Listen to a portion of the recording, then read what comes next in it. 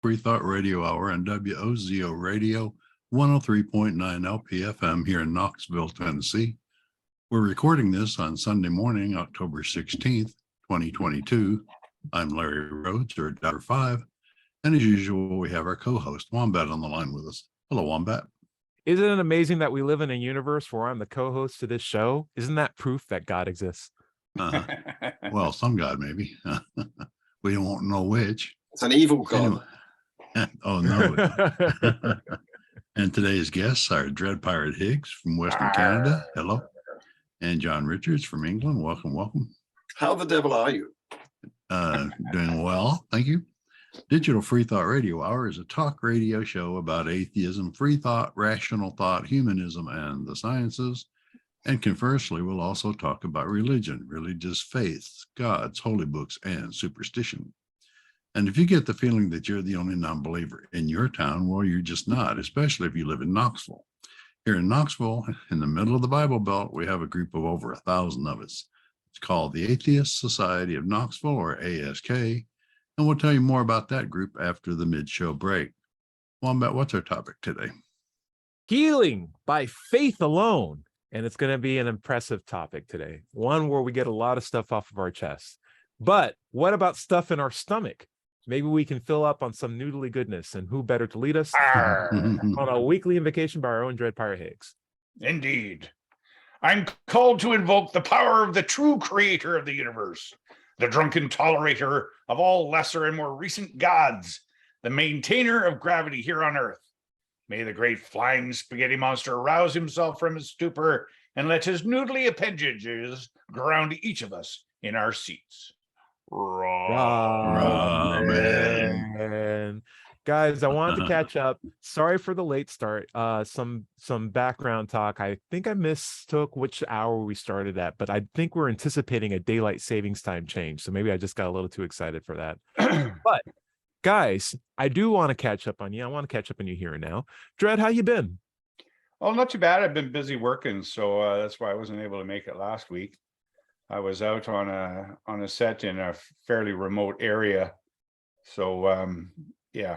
And I was out of data, as it turned out. You were on a what? I was on a set. Oh, like a film set. Okay. But you said you were on a blank data on a data. I was out of data on my phone. Oh, you're out of data. Yeah. So, okay. Yeah. I was out of data. I thought you said you're on a date. And well, my wife probably wouldn't appreciate that. But okay. There's a couple interesting news items from my neck of the woods. Sure. I did, I'd gotten an FOI request, I think I had mentioned, from ICBC, our insurance corporation, the one I'm having this battle with. Sure. And they sent 691 pages of fully redacted emails. And so I sent a complaint to the Office of the Freedom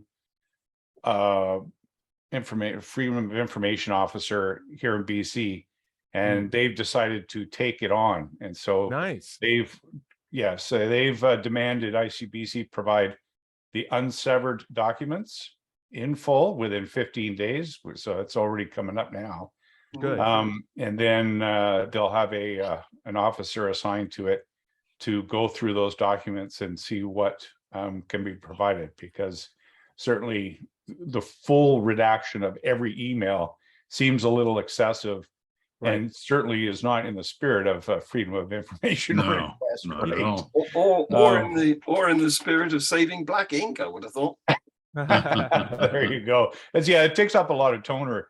And also on the other front, with my security license, I have heard back from the Office of the Ombudsman, who is reviewing my file to hopefully come to it, because they have the power to recommend that it is not in the mandate of any government agency to review the veracity of a person's religious belief. Good.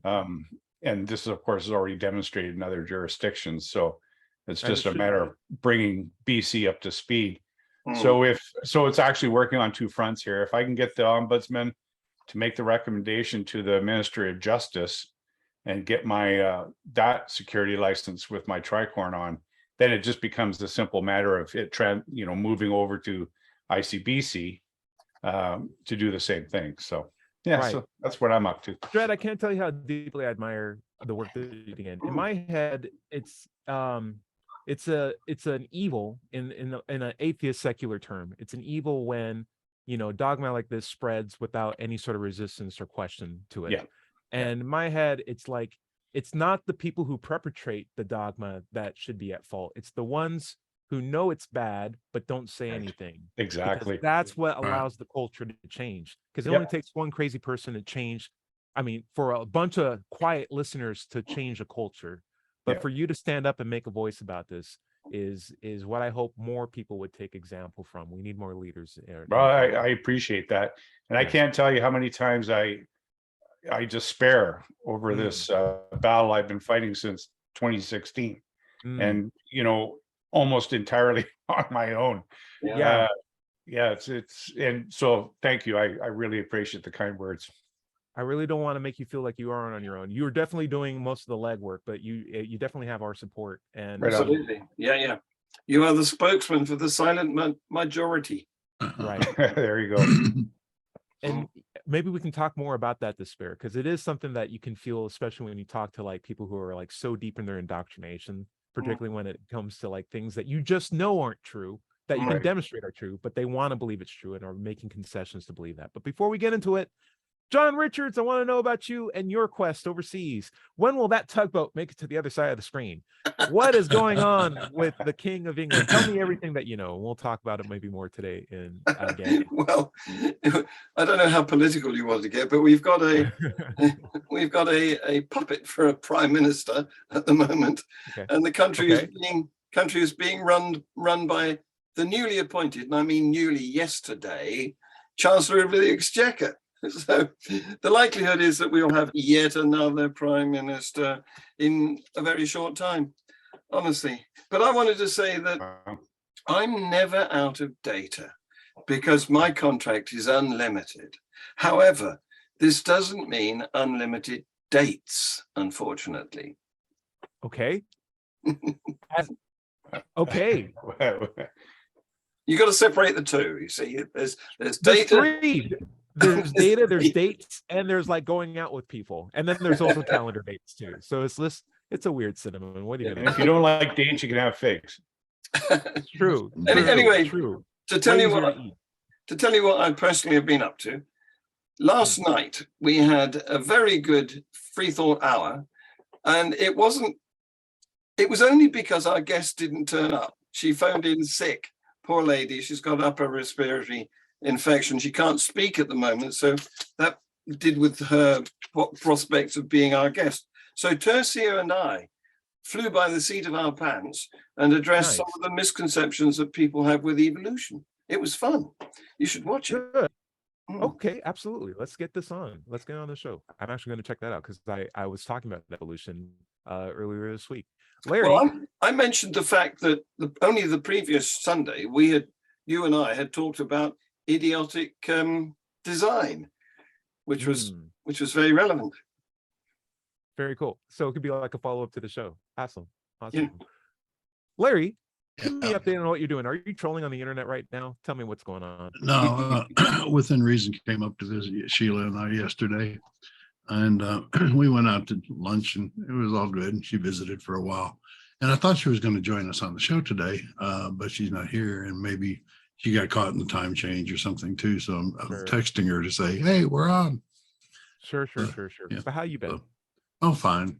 Boring life. Work day, play games in the evening.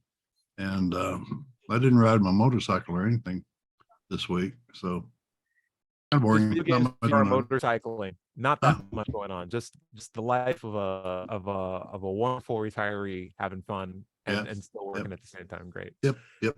So I Cool. was working in my job. Speaking of working, I was working in my job. I work with a lot of scientists. One in particular I know knows that I'm an atheist and that he's a Christian.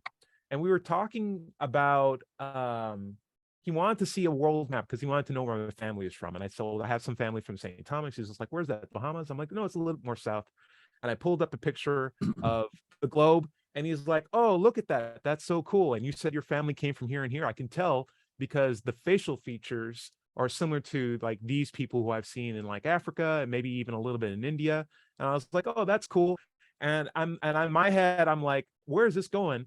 But in his head, he's like, I just wanted to explain, like, you know, when the reason why people share similar facial structures and skin color is largely just geographical, because you started out with human beings in Africa, they spread out, and the closer they stayed at the equator, the more their skin maintained melanin. And I was like, oh, this is really fancy for a Christian to tell me this. Because one, I already knew it, but like two, I'm just waiting for like the balls to drop. Because like when does it begin to overlap with the Christian thing? You guys know what I'm talking about. Every moment. Yeah. And so he's just like, you know, the humans spread out, and the ones who are on the north, they evolutionarily stayed up. I'm like, oh, so you believe in evolution? It's like, yeah. Of course I do. Of course I do. I'm a scientist. It's like, okay. He is also a Christian too. And I'm like, you believe humans evolved? He's like, yes, of course. And I'm like, from a non-human species? And he's like, yes, of course. And I'm like, this is very interesting. And he's even showing me, like, you know, I even think tectonic plates are a thing. Like, look at India and how it's shaped, and then look at like Africa, and you can see how they like originally used to be together. And you can measure the tectonic plates. You can see them on a satellite. He's just like, okay, so you think tectonic plates are a thing? Human evolution. And the age of the earth is old. Yeah, and the age of the earth isn't like under 10,000 years. I'm like, oh, this is very interesting, because a lot of Christians, I said this, a lot of Christians don't believe that. And he's like, well, listen, it directly contradicts the Bible. So correct, right?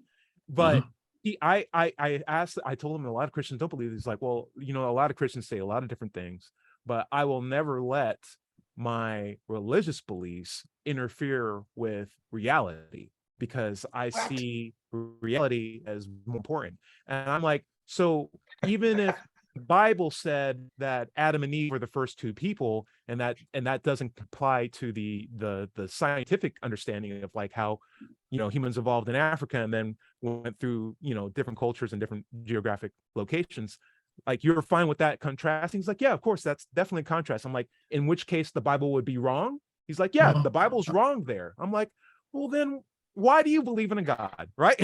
Yeah. How do you first, particularly that religion. Right. Yeah. Go ahead, Larry. Go ahead.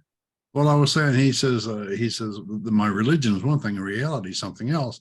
Well, right then, he just got through saying that his religion is not based on reality. It's not based on reality. Right. But is he not making the connection? Oh, there's a minefield. There's a minefield. That's a pretty serious sign of cognitive dissonance. Yes. Essentially what we're talking about here is cognitive dissonance, and of course, you know, I love poking at that. I should have poked at it at like, you know, 4 o'clock on a Friday. You're a pokey man. I want to know. I would have said, can I have it in writing that your religion is unreal? Very good. Yeah, nothing. May I put you on that? Yeah. Yes. So basically, I thought I had like a perfect example of like a guy who just needed like 2 seconds to maybe a minute to think about everything he just said to realize maybe I don't have as much of a good reason to believe in this God. So I'm like, well, why do you believe in a God? I just want to at least, I know which God he's talking about. Yeah. Well, why do you believe in a God? Open topic. I like to, when I do these questionings, I don't like to go through a flow chart. I really want the person to expound on the belief and give me like their best reasoning without, in their own like, words, right? In their own words. So why do you believe in a God? And it started with, that's such a great question, Ty. Listen, this is really important to me. I had so many different experiences that led to this, and I'm like, okay, so personal experiences, that's great. Tell me about like the best one. He's like, I have the best one for you. Listen, I had a friend, and he's Indian. I had a friend, and I bring that up because culturally there are a lot of Hindus. Is he Indian or red Indian? I don't know how to respond to that, but he's from India, and he said, listen, I had a friend who brought me to a church, and for the first time. And what was amazing was I was in the pews, and the pastor comes up on the pews, and he looks around, and guess what he did? He looked straight at me, and he said, I know what your name is. And he knew my name, and I couldn't believe it. And I'm like, and then what? Me. I'm like, and then what? He's like, well, no, I'm just saying that's one of the experiences I had. And I'm like, how did you go from that to a God exists? In my head, God. In my mouth and my head, I explained that out. And I apologize probably now retroactively, because I realized that could have like started a series of events where like my volume started going up. But I was just so shocked that this man who is a scientist, a PhD, fell for essentially just a, what could have essentially just been a parlor trick. Yeah, it's a Peter Popoff trick, right? Yeah. Just like, oh, a guy knows his name. It's like, you went from that to a God exists. Like, well, how did he know my name? He knew where I worked at. Did he have? Go ahead, Don. I didn't even want to go into that. But afterwards, he's like, I saw this man do something also incredible. It's like, I was trying to explain to him, like, maybe he was a time traveler, maybe he was a sorcerer, maybe he was a telepath. Like, why did you jump to God? In which, in my head, is far more incredible than a guy who has a time machine or can read people's minds. At least that would be natural, right? Or an alien. Like, you went to the most extreme possible case, a God existing, and as your answer. Like, how did you not know it was any of these things, or just a trick that you fell for, like a little electronic device? He's like, listen, I'll tell you why. Because I saw the most incredible thing happen.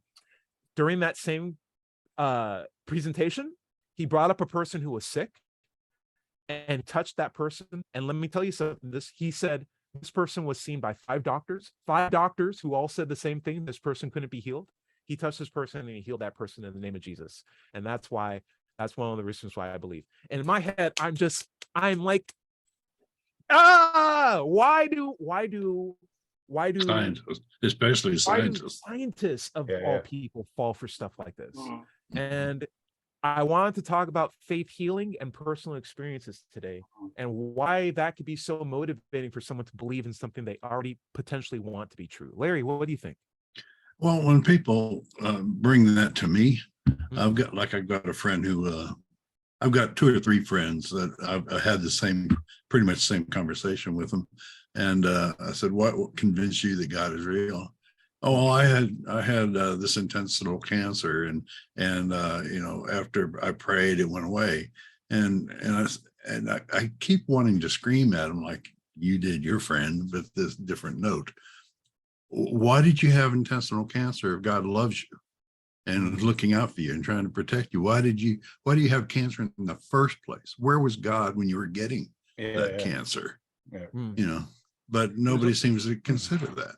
There's a darker turn to that too, in that, why did you get healed? Why did God choose you to be healed of cancer? And what about the people who do believe in God who weren't healed? Right. Or the many people who die all the time, who could have been saved or would change their mind if they were miraculously healed, but just were died anyway.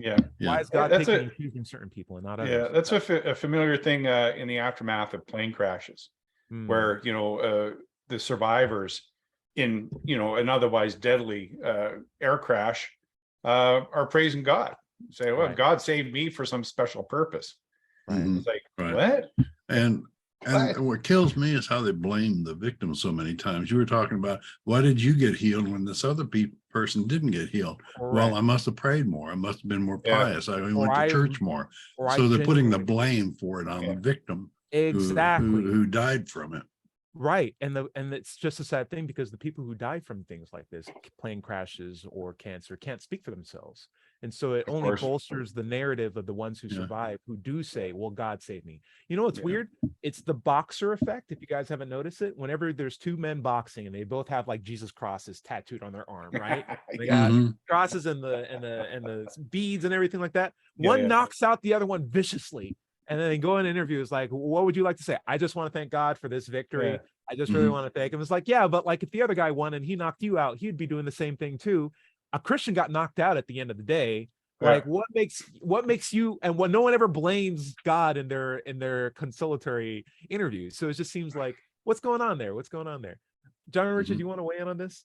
Yeah, sure. Well, I wanted to, because what you've reported there, that the man having his name recognized, the other man, the woman having her broken leg or bent leg straightened or whatever it was, those are examples of anecdotes.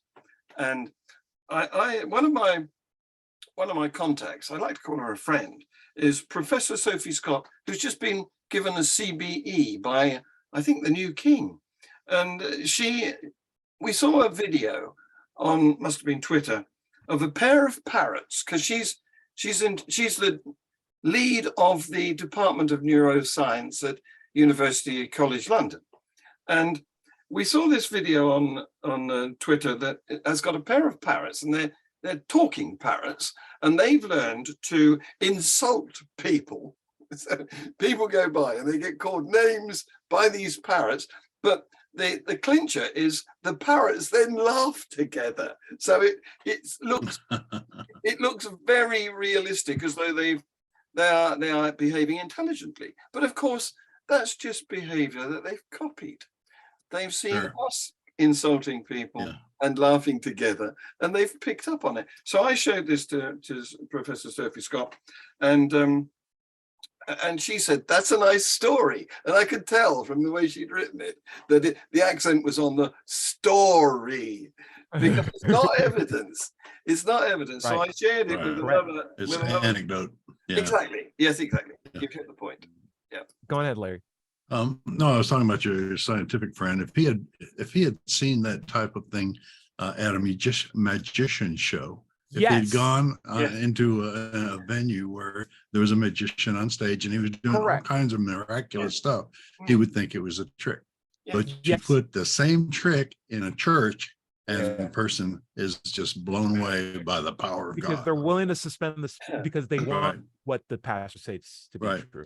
Like in And my head, it's also a crowd thing, you know, when the Yeah, crowd collective moves, you move. effervescence. Right. Yeah. Yeah. I want to highlight. Oh, go ahead, Dred. Well, I was just going to say that not all people are necessarily taken in by the faith aspect of magical healing. My dad, for instance, is an atheist, pretty staunch about it. Nevertheless, he takes apple cider vinegar every morning because he thinks it has this special property that, it's a cure-all. And again, it's just magical thinking. And, I've sat down and we've done, the Socratic examination thing, and he comes to the realization that it's probably all in his head, but he still does it. Well, fine. Well, maybe he likes it. I don't know. There's some weird comfort he derives from it. Maybe he's a vinegaraholic. Is that the right way to say it? Yeah. Acetaholic. Yeah, he used to be an alcoholic. Now he's a vinegaraholic. Yeah. Maybe it's still, you don't see any elephants around me now Yeah. type of I'm thing. gonna have to bring that up. I'm gonna say you're a vinegaraholic. There you go. There you go. Are you- Acetaholic. You just traded one poison for another. Yeah. Are you sure it's vinegar in that bottle and not the predecessor of vinegar? Mhm. Okay. Yeah. I wanted to make a point because Larry, you and both Dred, you were saying like a magic trick is just when it's put into a church setting, people are more willing to believe it. But the weird thing about a magic trick is that it's designed such that the people who see the trick, when they explain what happened, it's never how it happened. The narrative of explaining a magic trick from someone who doesn't know the mechanics behind it is always far more fantastical than the actual practice of doing the trick. For example, I saw a guy shuffle a whole deck of cards, shuffled it again, cut the deck, showed me like all the cards were randomly displayed, shuffled it one more time, and then from the top, he pulled out 4 aces. I don't know how he did that. That was amazing. Like, that is not what that guy did. That guy probably did a very sophisticated maneuver of card trickery, sleight of hand, that you just didn't catch. That's far more boring once you know how the trick is actually done. Yeah. But in retelling the narrative, it's far more fantastic because it makes this guy seem like he's supernatural Mhm. or has some capability of controlling probability. Yeah. That is inherently what a trick is. It's when you can enjoy it for a piece of entertainment, it's fantastic. But when you take it from a magical setting, which you in your head is like, these are just card tricks, to Yes. a church setting where it's this is actually things that happen. And we all in this group believe that this is happening and this is reality and this actually does exist, but it's the same clever sleight of hand or sleight of words. That is now, in my head, a dishonest act, but it could be done genuinely by people who genuinely believe it or who think they're doing a good thing by purporting this narrative. Dred, what do you think? I was going to say that it's interesting in some cases where a person's been shown a magic trick that they will not believe the person who did it, that it was a trick. They'll say, no, it can't be a trick. That's magic. That's real magic. You just I would did have it. seen it. And they will Yeah. they will just not let it go. They will not allow themselves to feel like they've been deceived. You know what I mean? Yeah. They will say, no, you just did real magic. You're lying to me by saying it's a trick. Sure. Like They I've just seen, really want to believe in magic. yeah, they want to believe in Apparently. magic. They want to believe. And that's such a good point, because I did bring this up to my friend and I said, listen, if there was a sorcerer and we brought you to him and like an audience, and he knew who your name was, and he said, I know what your name is, I know what your profession is, you can interview me afterwards, I'll happily talk to you.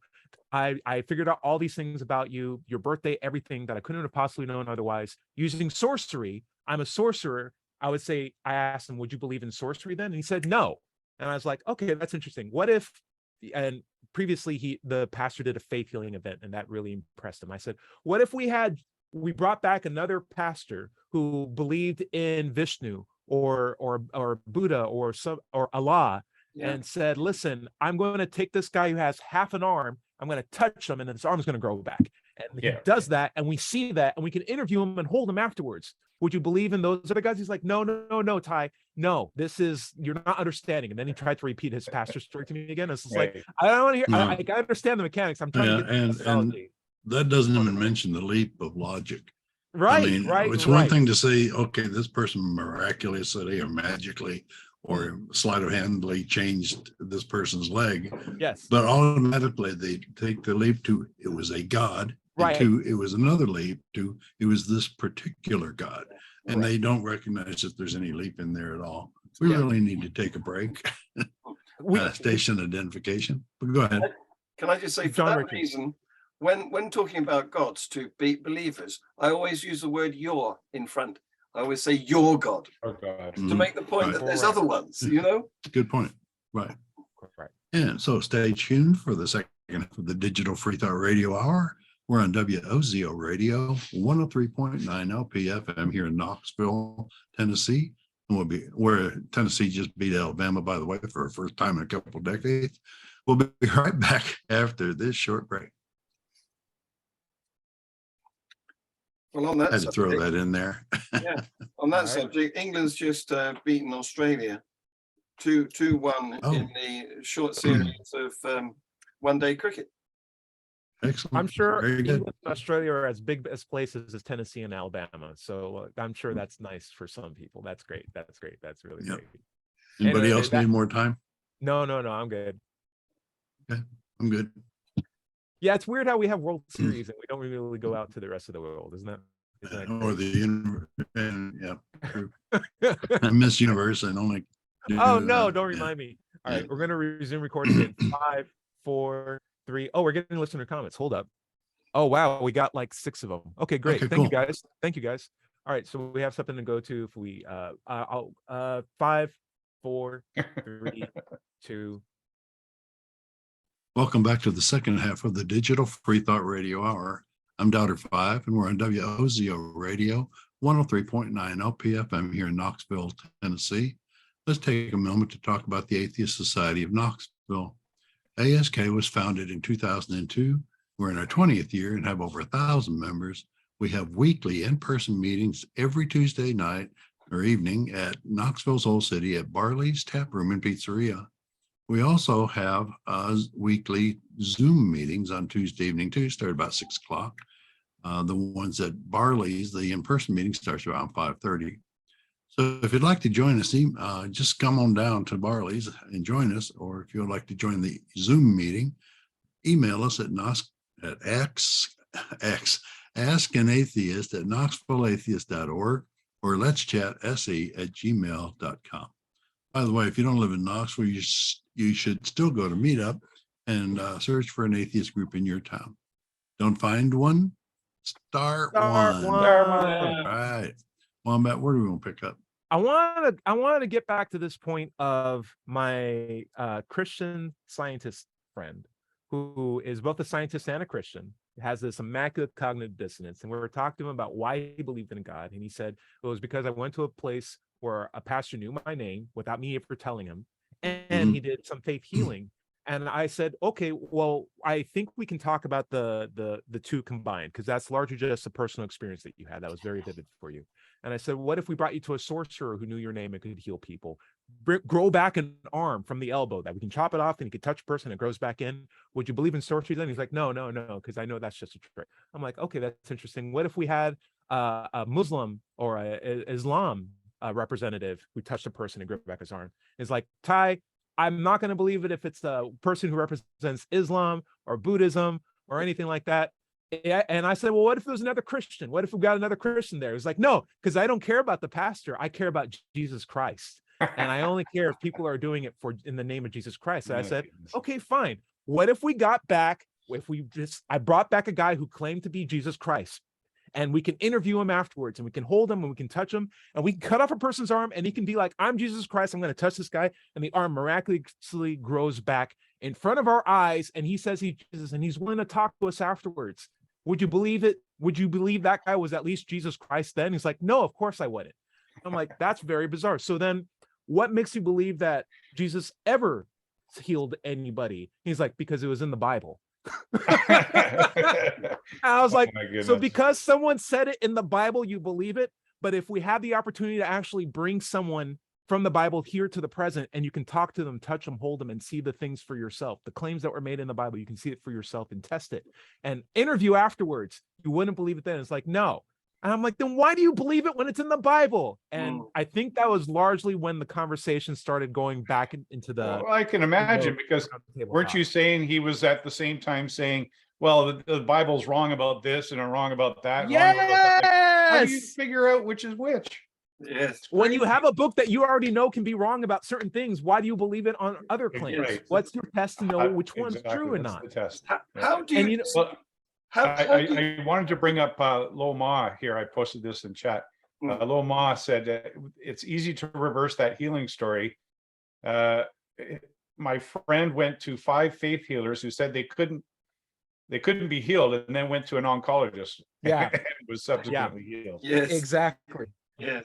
Also, John So- Richards, go ahead. So I'd like to ask your friend what his criteria are. How does he know what is a reliable source of information if his source of information is unreliable? He's recognized that his Bible doesn't work. So, and it's the sort of thing where when you have a Christian who feels like they're on the ropes and they start doing the word soup, I'm just going to keep saying things because it doesn't have to make sense, because most people never correct me when I talk about God in this way. So as long as I just keep talking, I'm good.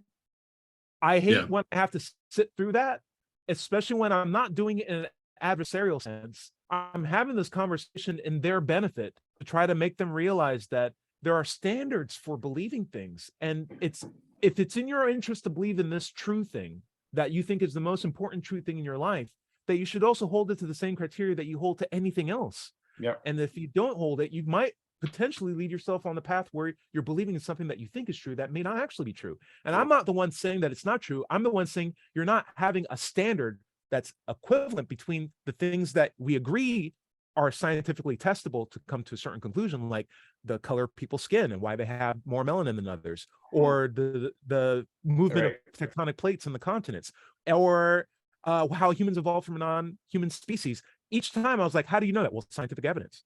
Well, how do you know about scientific evidence? How do you know scientific evidence? Well, then what about the God beliefs? Well, once upon a time, my friend took me to a cool place, and I saw, and listen, Ty, listen, I know you're not going to believe this, but it's like, why do you have a different standard?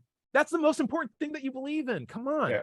And so, I was really, really sad by that. And then, listen, I keep remembering, but we got things to talk about. But listen, one of the things that really irked me was the fact that he said, listen, I believe in the faith healing because he brought up a person who 5 doctors could not resolve this foot. Well, how does he know that? Did he interview the doctors? Yes. No, he did. He believed it because the pastor told him that. Right. But listen, when someone says, you know how the Bible's true? Because you have 4 different people talking about the same story. And like in my head, that's just one big claim. And all they did was fracture it. Like some of those people couldn't even spell as well as they were, and were not literate. All right. Anyway, not to get too much in the soup. Not to get too much in John Richard. I've been doing some, as you know, I like doing taking down of Frank Turek. I've been doing Frank Turek debunking, and one recently dealt with that very subject. How can you justify believing in the Gospels? And he said that if we expect a historical document to be reliable, it needs to accurately describe the details of the surrounding culture, people, places, and public practices. So I did a takedown of him and pointed out that this could also apply to Spider-Man, Harry Potter, the Dickens story of Great Expectations, because they've all got every other holy book. Yeah, they've all got well-described locations in there, but there's no evidence for any event. Right. And the thing is, just because you have a book that 4 people agree on, if you have 4 people that agree something, even in the same room, doesn't make it a fact. That's not a good standard to determine if true things are true or things are actually false. Just having 4 people agree on it or 5 people agree on it. And he looked me in the eye and he's just like, but 5 doctors all said, it's like, even if that was true, even if it was true that 5 doctors agree that this lady's legs were crooked and couldn't be healed by any and sort doctors of modern medicine. A doctor of English, a doctor of Scientology, what, you know? Yeah, it's like 5 religious studies. There have been 5 doctors of religious studies. History has shown us that 5 people can be wrong about something all the time, including evolution. How many people were argumentative against Charles Darwin when he was like, I actually think humans are just a product of evolution, like cows or birds or pigeons or any other animal species? How many doctors disagreed that you shouldn't wash your hands when you try to give birth to people because germs aren't a real thing, because they didn't understand germ theory back in the day? And it goes into even more harmful beliefs where it's like, Black people don't feel as much pain because their skin is thicker. Like we've only recently gone over that from like the 1960s. Like you can be a doctor and be wrong. And just because you're around other wrong doctors doesn't make your wrong opinions right. And at that point, I think that was like more or less the end of the argument. John Richards, what do you think? Well, on the subject of Darwin, at that time, about 160 or 165 years ago, his ideas, his understanding of evolution by natural selection were quickly adopted, at least in this country. And that's so great. It was only in 1910 America or thereabouts that the evangelicals got hold of it and started to bring up this anti-evolution movement. Right. I applaud England for a lot of things, and so especially their use of Macs. Yeah, exactly. American products are so great, aren't they? But I'm also saying, like, you can easily find 400 doctors in America who would all disagree that evolution is an actual thing, science teachers included. That doesn't make it wrong. It's not an argument by ad popularum. It is it's a higher standard of argument and methodology that we apply, determining things in reality for, not just, well, a group of people disagree that it's wrong, therefore it's not true. I wish my friend would think about these things. Go on, John Richards. How many people's opinions make a fact? How many people's opinions make a fact? How many people does it take to say the same story over and over again to make it a fact? The answer is an infinite number. Yeah. Go on, Larry. No, I just wanted to thank you for taking the time to sit down and discuss all this with him. And I know how well you do it with your street epistemology or scientific Socratic examination. I appreciate anyway, good on you, mate, as it were. I understand we have some listener comments you want to get to before the end of the show. Good point. We'll start with on the show. Dred, what do you got? Well, I was just going to say, there's a very good interview with Peter Boghossian. He is interviewed on Lawrence Krauss's podcast. So it's definitely something worth checking out. And it was just this week that he did it. Yes. It's his Origins podcast. That's right. That's the one with Lawrence Krauss, and he does an hour and a half with Peter Boghossian. And you can hear it for free, but you've got to pay to see it. Right. So we got a listener comment from our Reddit chat that's open. Thank you guys so much for leaving comments. Anonymous says, believers and other gods say the same thing, and they say you're wrong. You can't both be right, but you can both be wrong. And let me just reread that. So believers and other gods say the same thing and say that you're wrong, but you can't both be right, but you can both be wrong. Sure. So if you had Hindus who say, listen, my pastor said this, and that's why your God, your Christian Jesus representative is wrong, like you can't both be right. So how can I, as the outsider, figure out which one of you is right? Because we could live in a world where both of you are incorrect, right? Yeah. Let's see. Geophagus, regular commenter on the show, says, how do you get to God from that? Telepathy, maybe. But even if it really happened, I don't see the God connection. Right. Right? You can More have like a God- radio waves. Right. The little elbowing there. Did you Yeah, say go- the name Geophagus? Yes. Eat dirt? Yes. Yeah, okay, yeah, that's an awesome name. Okay. A crew one says possibly telepathy, but I don't see any theological reason. A lot of the comments seem to be based on this. And the reason why I bring that up is you could talk, that pastor could have been a time traveler. He could have been a magical man. He could have been from the future. He could have been a sorcerer. An alien. He could have been an alien using high-tech technology. He could have been an inventor in his room who figured out some way to read minds over in his basement and never Could have patented been it. He didn't want to Peter disclose it. Popov in disguise. Of course. And he could have just been a guy trying to fool you with some clever, Right. trickery, right? Yeah. All of those cases, the time traveler, the sorcerer, the guy who's just trying to trick you, the magical inventor, the high-tech guy, all of those people are far more likely because they are far more of a mundane explanation Yes. than a God existing. They're which is- natural. Right. Which is without a doubt the most complex card you could play in terms of trying to solve a mystery. And in my head, it's always extraordinary expectations required, or what's the Dred, you want to help me out here? Extraordinary claims require extraordinary evidence. Right. And mundane claims require mundane evidence. So like in my head, I raise my expectations for evidence based on how mundane or extraordinary the claim is. Yeah. And if someone says it's just a guy trying to trick you with some radio earwaves, I can believe that because I know radio earwaves exist and people try to trick you. You don't Right. have to like reinvent the wheel. But if you told me that a time traveler was it, my expectations are higher. But at least, show me that time travel is a thing, and I might come to terms with you believing that it's just a piece of science at the end of the day. And Yeah. we'd adopt it as a thing that we teach in schools eventually, maybe. But if you told me that it was like a magical dragon that lived on Jupiter, I'd be like, I need so much more evidence. And yet a God is greater than all those other previous explanations. Yeah. And you believed it because it was written in a book, that just some people wrote it in a book, and you believe it because of that? I need far more evidence than that. Right. Why do you give God the God that's in the Bible, Jesus Christ and his retelling of events, the easy path to believing when we could bring Jesus here in the present and we can interview him afterwards after seeing him heal a person's arm from de novo back to on? Why wouldn't you believe that then, but you'll believe it because it's in a book? Right. Well, a book that you already agree has wrong stories in it. Yeah. Dred, go on ahead. Sorry. I was going to say,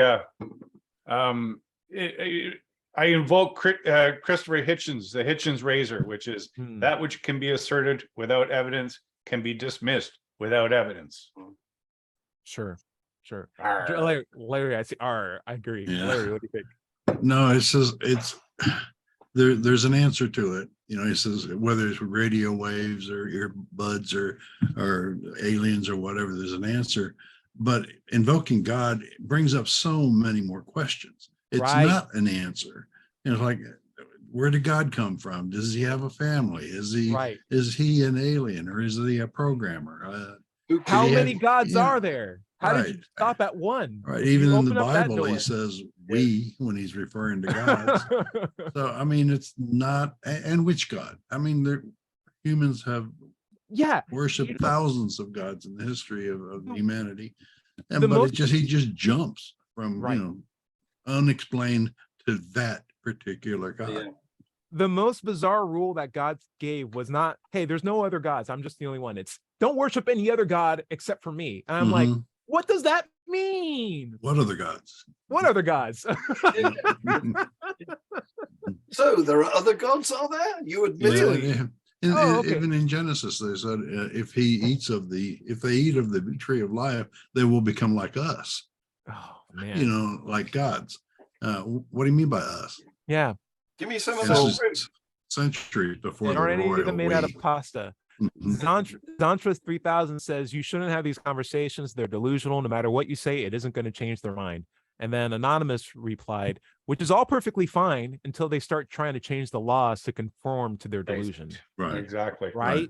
Mhm. That's why we speak And up. arresting people for breaking those laws. Yes. Yeah. Correct. Or changing And- our culture, right? Or preventing people from expressing themselves in the way that is consistent with their beliefs, like me. And listen, I'm also going to throw Mhm. this out too. I'm just going to say it flatly. I'm a much better scientist when I let go of my dogma, because it affected I didn't have to have these two parts of minds brought to work every day. Yes. Like I could just bring one mindset to work, Yes. get work done, and then come home and live by the same mindset where I appreciate evidential evidence and be willing to say I don't know when I don't know stuff. I've Yeah. broken far less things due to an understanding that confidence isn't the best way to approach a situation, and kept my employees far safer when I realized that doubt and questions and doing analysis before you do new stuff is far better than just praying at the beginning of the morning, expecting God to take care of me for the rest of the day.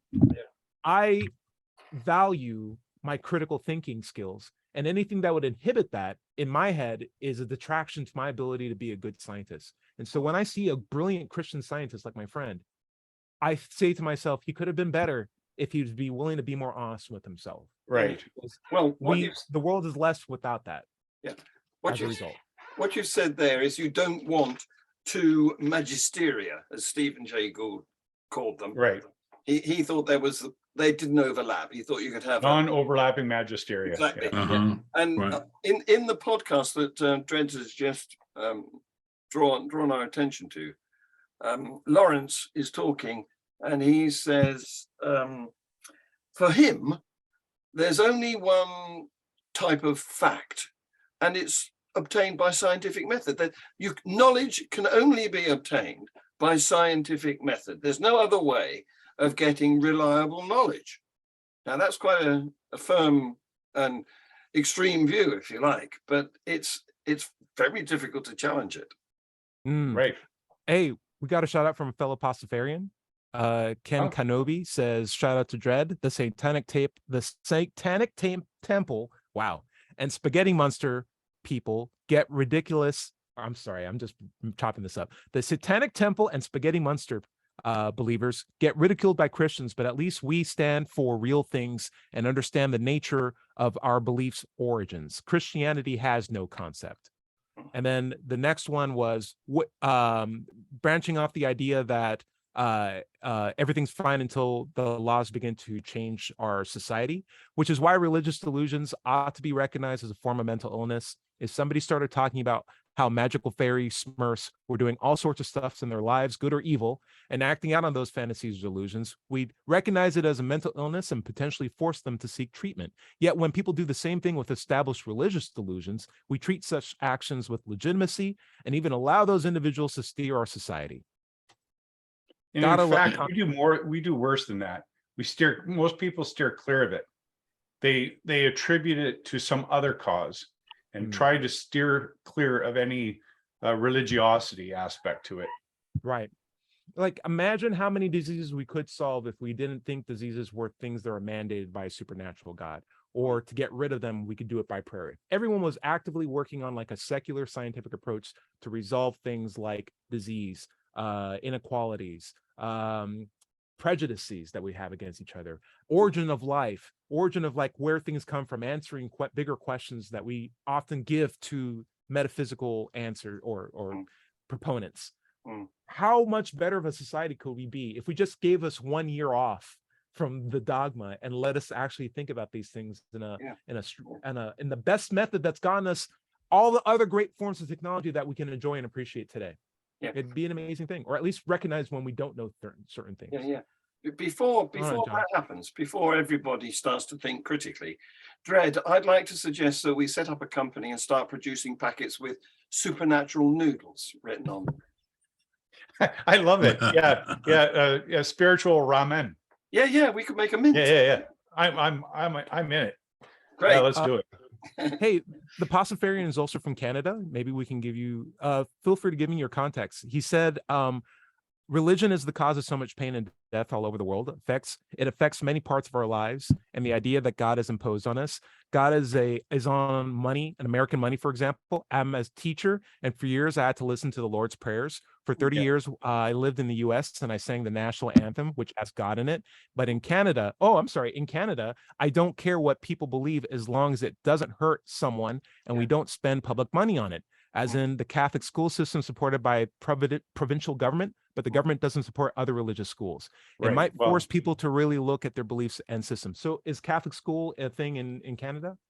oh yeah, absolutely. In various forms of Christianity. Also, there are Muslim schools, so it's not just Christian schools. Of course, Muslim is an Abrahamic religion anyway, but yeah, get that guy's contact for me, and I'd love to hook him into our local Pastafarian circle. Hell Yeah. yeah. Okay. Because God being on your money, that only began in 1955. Yeah. On I the thought it was paper. 54, but On the paper money, it was on our coins like from the Civil War. Oh, right. Yeah. Yeah. Mm. But what's really bad is that it's now the official motto of the country. Yes. So it can be placed anywhere with Yeah. impunity. Yeah. Larry, I got a shout out to you specifically. This is from Chimuela, who says, everyone needs to consider who they're talking to first. At least in South America, would you dare tell a family living in extreme poverty, specifically women working in horrible conditions and surviving daily physical abuse or sexual assault? Some people just need to believe in fairy tales in order to not kill themselves. As long as they keep religion out of politics, education, and healthcare, we shouldn't care at all.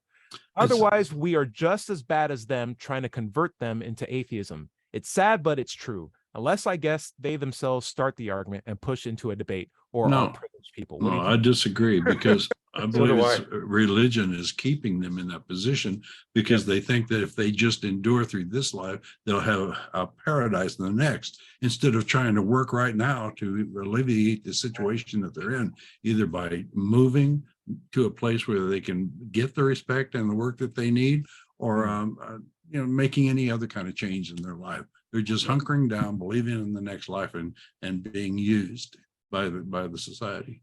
yeah. And further to that, there is no instance where religion has not infiltrated politics and other aspects of society. So to say that as long as it doesn't, Right. it should be okay. There is Right. not an instance where it doesn't. So Right. it's a non sequitur. Right. I'm reminded of that film that we talked about a couple of weeks ago, where a guy was an alcoholic and he didn't know what to do, and so someone gave him the Bible, and then all of a sudden that solved his alcoholism. And I'm like, all they did was replace one crutch for another, except one was chemical and the other one was completely imaginary and based on false hope. And I'm like, they're both bad. There's ways to get rid of both. You don't have to constantly Right. nicotine your patch away from like a bad belief. You could just stop having bad beliefs and bad habits. And but there's you, secular options for you to get you the out. thing about it is, again, belief is not a choice. You believe things you're convinced are true, True. and you can't. It's just like you can't just say I'm going to believe in Santa Claus this evening No, you're and right. believe it. You can say it, but you can't believe it. You need to work to find out what is true. You actually need to put in the study and ask the questions and pursue the answers. Yeah, you need to have an And- appreciation for critical thinking. Go on, Jim. Right. Well, that you make a very good point there, because people who claim to be born again can't be, right? It is a progression of belief or progression Right. of things that are It's more of a starting to change your mind It's more of a until the commitment. point you say you're born again. Yeah. But it's not like the light that struck you like Paul No. or Saul. It's not a flash of lightning. It doesn't happen that way. And I think that's a really good point, is that we don't come to our beliefs instantly, and nor can we divest ourselves of them instantly. It's a process. Right. Interestingly, of course, Cassius Clay was born again when he became Muhammad Ali. Muhammad Ali, yeah. Well, Oh, again, born again doesn't mean that you changed your belief. It means that you changed your commitment to the belief. Right. You can make a decision to be more committed, and that's what that is. I mean, but you already have the belief before you make that commitment. guys, Exactly. I got- And it's like, someone becoming or coming out as an atheist. right. It didn't happen just like that. And the time you told your parents or your friends that you never call yourself a born again atheist, but when you come out, it's a sudden change for everyone else. Right. But for you, it's been a long transition Right. through examination and all the rest of it. So, 6 months, if not Right. years. And here's my little caveat. I don't believe religion is a mental illness. I believe it in the same sense that someone just saw a magic trick and was convinced because of how it was presented in the audience they were in that it was a real thing. But if they were given an opportunity to understand the mechanics of like how things operate and appreciate it and be willing to let go of the need to believe that the magical trick was a true thing, they would realize these people who are around me were incorrect when they were telling me that they had a good reason to believe this, because now I have a higher appreciation for understanding real things versus not real things. And so it's just a person who's been fooled. And that's not necessarily a mental illness, but there's a way to fool yourself that in my head, I find just as dangerous as an illness that could be prescribed to you. And so I'm sorry, what was your name again? Chamela said again, as a response to Larry, you guys were sounded like you were calling religion a mental illness. Well, according to an article I just read, 84%, stats might have changed by now, of the world's population believes in some religion. Are you saying 84% of the population is mentally ill? How about people that believe in ghosts or local myths and legends? Are they mentally ill too? Do they make laws? John Richards, do you have a comment on that? Well, I certainly do. I could do a debate against Larry on this, because I think that belief is a choice, and it would be an interesting to and fro. We ought to have this. Probably just Probably just how you define it. Yeah, that's Yeah. all. Yeah, I'd love to be in on that one. Yeah, we're running close on time. We probably should. Yeah, we are. Thank you guys so much for all these comments. Wow, I really, really love this. This is a great discussion. Yeah. Guys, let's wrap up then. Basically, I felt a little frustrated after talking to my Christian friend, but I also realized that it's a good thing to speak up when things like this happen, because it's only by being quiet do I foster an environment where this kind of Christian Scientist cognitive dissonance is seen as okay. And if I can have these reasonable conversations with someone without making it crazy or argumentative and still be friends afterwards, I can at least present the idea of I'm someone you can talk to if you do feel like some things don't add up, because I can be an objective third party that's not part of your religious sect that can tell you if I'm convinced by the reasoning that you're presenting. I want to be that for Hindus. I want to be that for Buddhism, Christians, everyone else, even Pastafarians to some extent. I just feel like it's good for us to be able to rationalize our ideas with each other, so that the best ones float to the top and the worst ones sink and go away forever. And in the same way how Dred's bringing up these arguments to his board and his political groups, I think we should be willing to do so at least on one-on-one conversations with people, because that's how we can change our culture on a one-by-one basis. John, what do you got? Well, I've got lots of stuff on Free Thought Channel. You sure do. More stuff added every day almost, and a lovely Global Atheist News review coming up in a few hours' time. And I hope that you two guys, Ty and Dred, are going to be in it. Frank sent his apologies. He's driving back from his army reunion. And Scott can't join us again. He's still on holiday in California. But Tercia will be with us, and I think Guy and some other people. So we'll have a good panel of opinionated people. And we'll deal with our views of the news. And one day that boat will go to the other side of the screen. We can cross your fingers and pray for it. It'll be a miraculous event of healing. Dred, what do you got for us?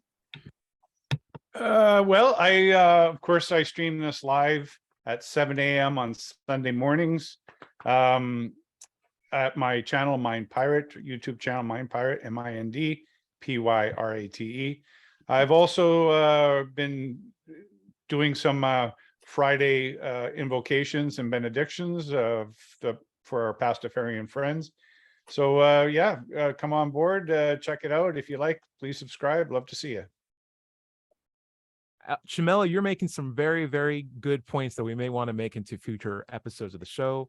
She just Maybe made an encourage analogy between- encourage that person to come on as a guest. Yeah, she just analogized, or if that's a word, people believe in science in the same way that people believe in faith and gods, because they're just believing in the scientists and they don't have necessarily a background in the science to appreciate the details. They're just believing smart people. Is that any different than pastors or priests? I love it. Maybe we'll talk about that in the next We episode. ought to. Yes, that's an appeal to authority, and I don't agree. That's a with very it. good one. I'm just going to copy it here and leave it up to Larry. Larry, why don't you take us out? Yes, my content can be found at digitalfreethought.com. If you go there, be sure to click on the blog button for the radio show archives, atheist songs, and many articles on the subject of atheism. One of the things I'd like to say to Camilla is that, sure, 80% of the world believes in God, but it's not the same God. And religious wars are a huge problem. Yeah. Remember, All those gods are mutually exclusive. right.